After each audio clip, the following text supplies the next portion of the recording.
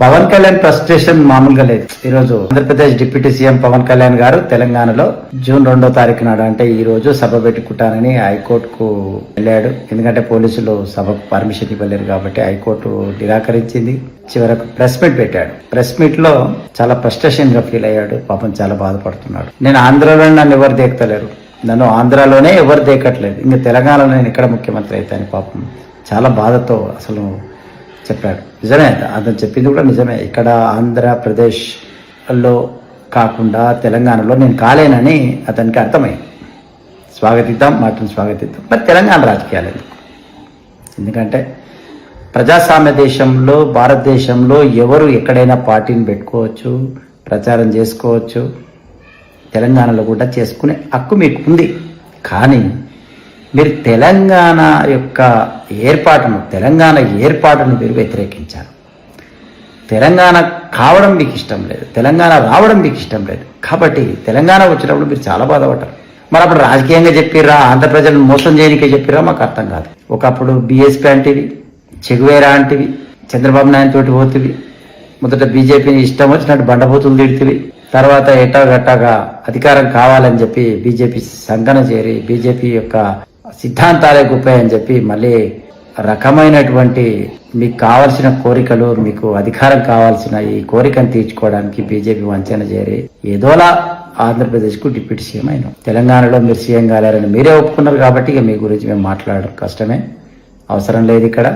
కానీ మాకు ఫైనల్గా అనిపించింది ఏంటంటే తెలంగాణలో బీజేపీ వదిలిన బాణమే పవన్ కళ్యాణ్ అనిపిస్తుంది.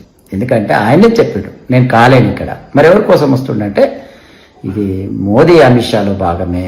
తెలంగాణలో కూడా ఎలాగైనా ఓట్ పోలరైజ్ చేయాలి, పవన్ కళ్యాణ్ గారిని రెచ్చగొట్టి ఇక్కడ పంపించాలి, ఏదో రకంగా మనకు సహాయపడతాడని చెప్పి బీజేపీ వాళ్ళు భ్రమించి ఇక్కడికి పంపించారేమో. కానీ పవన్ కళ్యాణ్కి అంతా అవకాశం లేదు, ఇక్కడ బీజేపీ కూడా అవకాశం లేదని చెప్పి తెలంగాణ ఫ్రెండ్స్ మీరంతా కూడా మనమంతా కూడా ఐక్యంగా ఉండి ఈ రెండో రాకడ, అందుకని నేను అన్నాను, నేను రెండో రాకడ ద్వారా ఇతర మార్గాల ద్వారా పవన్ కళ్యాణ్ గారిని మనము అడ్డుకుందాం, అతన్ని ఆంధ్ర ప్రజలకు సర్వీస్ చేసేలా చేద్దాం, ఆంధ్రకు సీఎం కావాలని మనసారా కోరుకుందాం. ఎందుకంటే అతను కూడా రాజకీయంగా ఎదగాలని చెప్పి మనం కోరుకుందాం.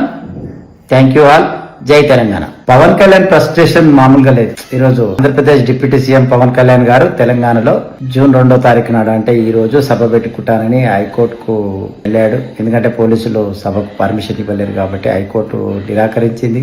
చివరకు ప్రెస్ మీట్ పెట్టాడు. ప్రెస్ మీట్ లో చాలా ఫ్రస్ట్రేషన్ గా ఫీల్ అయ్యాడు. పాపం చాలా బాధపడుతున్నాడు. నేను ఆంధ్రలో నన్ను ఎవరు దేకతలేరు, నన్ను ఆంధ్రాలోనే ఎవరు దేకట్లేదు, ఇంకా తెలంగాణలో నేను ఎక్కడ ముఖ్యమంత్రి అవుతాను పాపం చాలా బాధతో అసలు చెప్పాడు. నిజమే, అతను చెప్పింది కూడా నిజమే. ఇక్కడ ఆంధ్రప్రదేశ్లో కాకుండా తెలంగాణలో నేను కాలేనని అతనికి అర్థమైంది. స్వాగతిద్దాం, మాటను స్వాగతిద్దాం. మరి తెలంగాణ రాజకీయాలు ఎందుకంటే ప్రజాస్వామ్య దేశంలో, భారతదేశంలో ఎవరు ఎక్కడైనా పార్టీని పెట్టుకోవచ్చు, ప్రచారం చేసుకోవచ్చు. తెలంగాణలో కూడా చేసుకునే హక్కు మీకు ఉంది. కానీ మీరు తెలంగాణ యొక్క తెలంగాణ ఏర్పాటును మీరు వ్యతిరేకించారు. తెలంగాణ కావడం మీకు ఇష్టం లేదు, తెలంగాణ రావడం మీకు ఇష్టం లేదు. కాబట్టి తెలంగాణ వచ్చినప్పుడు మీరు చాలా బాధపడ్డారు. మరి అప్పుడు రాజకీయంగా చెప్పిర్రా, ఆంధ్ర ప్రజలను మోసం చేయనికే చెప్పిర్రా, మాకు అర్థం కాదు. ఒకప్పుడు బీఎస్పీ అంటివి, చెగువేరా అంటివి, చంద్రబాబు నాయుడు తోటి పోతివి, మొదట బీజేపీని ఇష్టం వచ్చినట్టు బండబూతులు తిడుతుంది. తర్వాత ఎటాగట్టాగా అధికారం కావాలని చెప్పి బీజేపీ సంఘన చేరి బీజేపీ యొక్క సిద్ధాంతాలే గొప్పని చెప్పి మళ్ళీ రకమైనటువంటి మీకు కావాల్సిన కోరికలు, మీకు అధికారం కావాల్సిన ఈ కోరికను తీర్చుకోవడానికి బీజేపీ వంచన చేరి ఏదోలా ఆంధ్రప్రదేశ్కు డిప్యూటీ సీఎం అయినా. తెలంగాణలో మీరు సీఎం కాలేరని మీరే ఒప్పుకున్నారు కాబట్టి ఇక మీ గురించి మేము మాట్లాడడం కష్టమే, అవసరం లేదు ఇక్కడ. కానీ మాకు ఫైనల్గా అనిపించింది ఏంటంటే తెలంగాణలో బీజేపీ వదిలిన బాణమే పవన్ కళ్యాణ్ అనిపిస్తుంది. ఎందుకంటే ఆయనే చెప్పాడు నేను కాలేను ఇక్కడ. మరి ఎవరి కోసం వస్తుండంటే ఇది మోదీ అమిత్ షాలో భాగమే.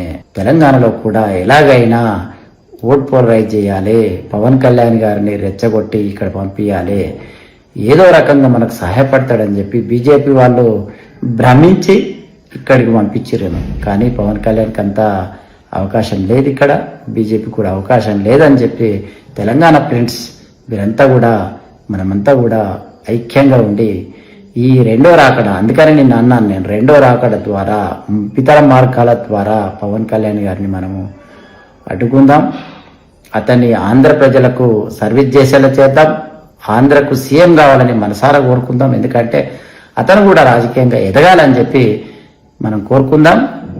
Thank you all. జై తెలంగాణ.